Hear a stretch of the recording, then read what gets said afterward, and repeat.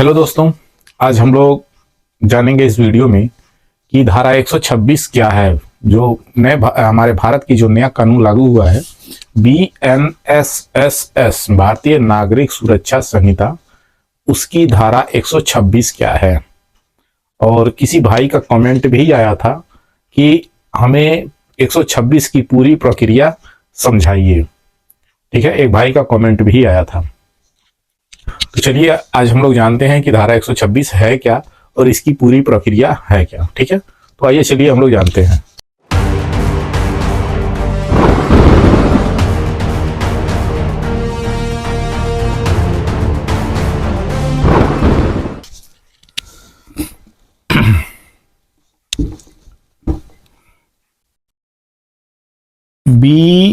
BNSS भारतीय नागरिक सुरक्षा संहिता 2023 की जो धारा 126 है, धारा 126 ये नया धारा है और पुरानी धारा,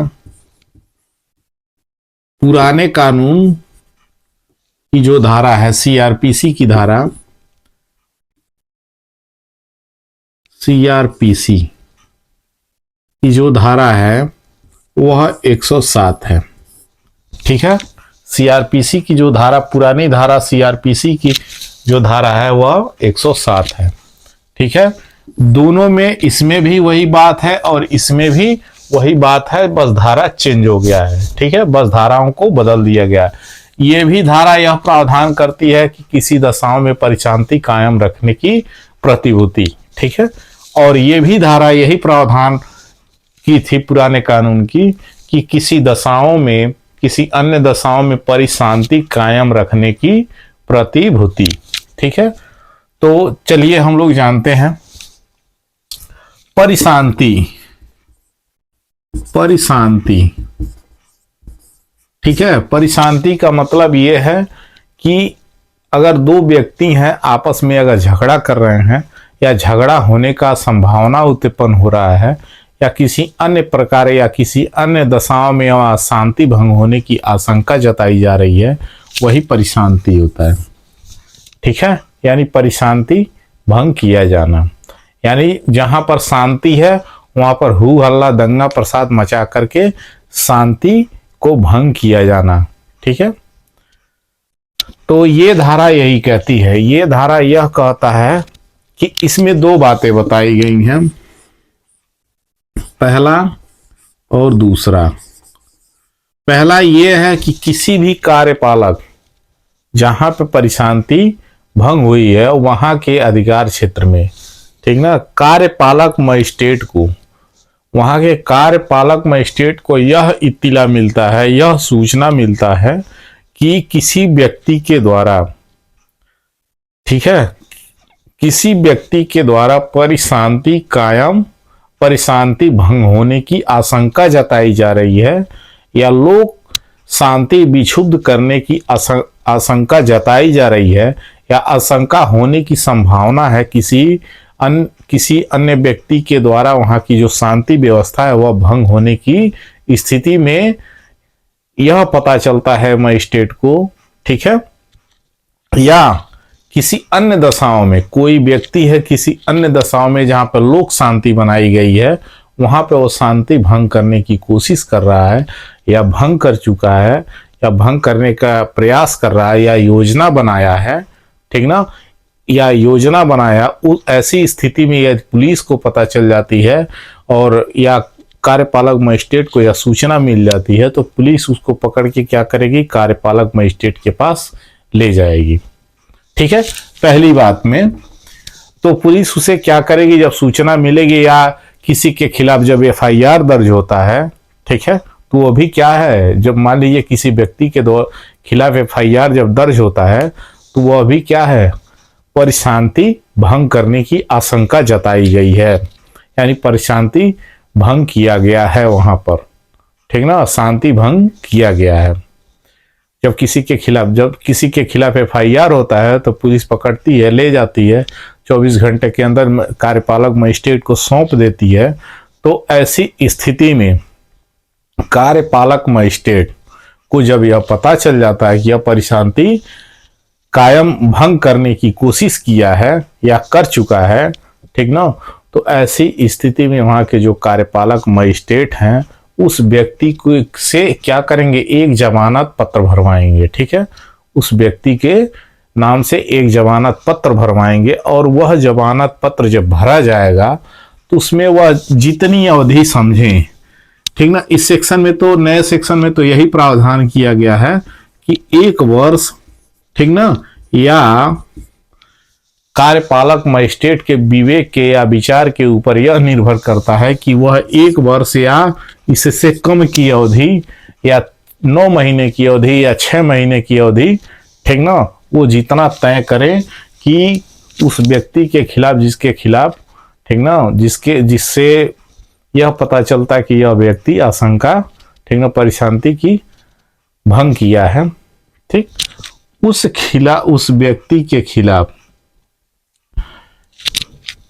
कार्यपालक मजिस्ट्रेट यह सोचेंगे, यह विवेक लेंगे कि इसको कितना 1 वर्ष दिया जाए समय या 6 महीने समय दिया जाए, कि जितना कार्यपालक मजिस्ट्रेट जितना समय देंगे उतने समय तक उस व्यक्ति को शांति कायम रखने के लिए निर्देश देंगे कार्यपालक मजिस्ट्रेट। ठीक है, चाहे 1 वर्ष तय करें या 6 महीने तय करें या 3 महीने तय करें, लेकिन उतना दिन उनको, ठीक ना, शांति, उतने दिन में शांति भंग नहीं होना चाहिए।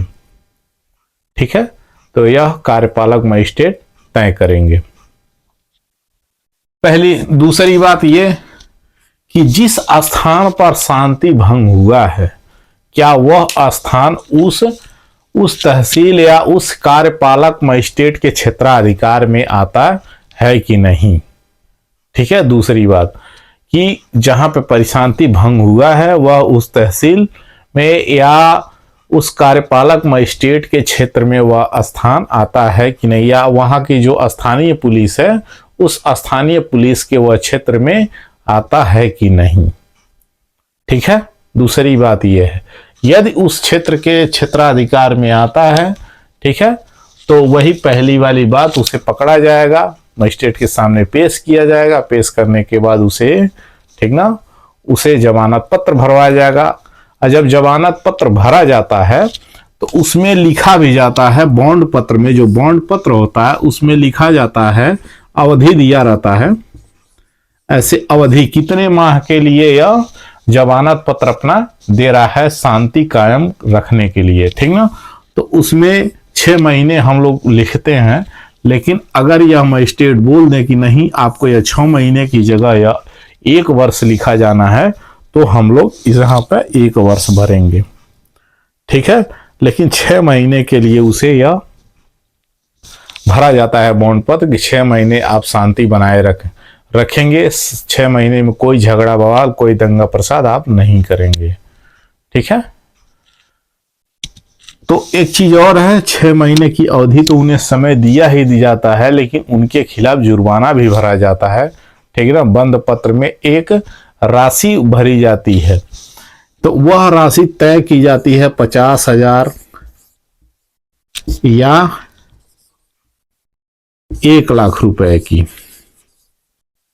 ठीक ना, या 1 लाख रुपए की राशि तय की जाती है कि अगर आप 6 महीने तक शांति कायम नहीं रखते हैं, बार बार ये दंगा प्रसाद आप करते हैं, तो आपके खिलाफ यह जुर्माना लगेगा, या आप कहीं भाग जाते हैं, ठीक ना, तो आपके जो गवाह रहेंगे, जो आपको यह जमानत पत्र में जमानत देने के लिए तैयार हैं, 2 गवाह रहेंगे, उनसे यह पैसा वसूला जाएगा या उनको पकड़ा जाएगा, तो वो आपको बताएंगे, खोजेंगे, ढूंढेंगे गवाह कि आप कहाँ हैं।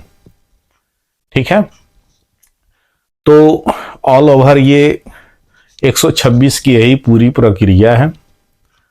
ठीक है, किसी भी व्यक्ति को यदि वह शांति भंग करने की कोशिश कर रहा है, मजिस्ट्रेट को सूचना मिल जा रहा है, तो वह उसे पकड़वाएंगे, या पुलिस को पता चल जाती है कि यह शांति भंग किया है या उसके खिलाफ FIR है, पुलिस पकड़ के ले जाती है, मजिस्ट्रेट के पास पेश करती है, पेश करने के बाद वह न्यायालय में जाता है, तो SDM न्यायालय में, मजिस्ट्रेट के न्यायालय में, तो वहाँ एक बंद पत्र भरा जाता है। उस बंद पत्र में, ठीक ना, उसे एक समय दिया जाता है कि आप इतने समय के लिए आप शांति भंग नहीं करेंगे। एक राशि भरी जाती है, उसमें 50,000 1 लाख रुपए की, ठीक है, और उसे फिर जमानत मिल जाती है, यानी उतने दिन के लिए उसे शांति कायम रखने की व्यवस्था, ठीक ना, बनाए रखना है उस व्यक्ति के द्वारा।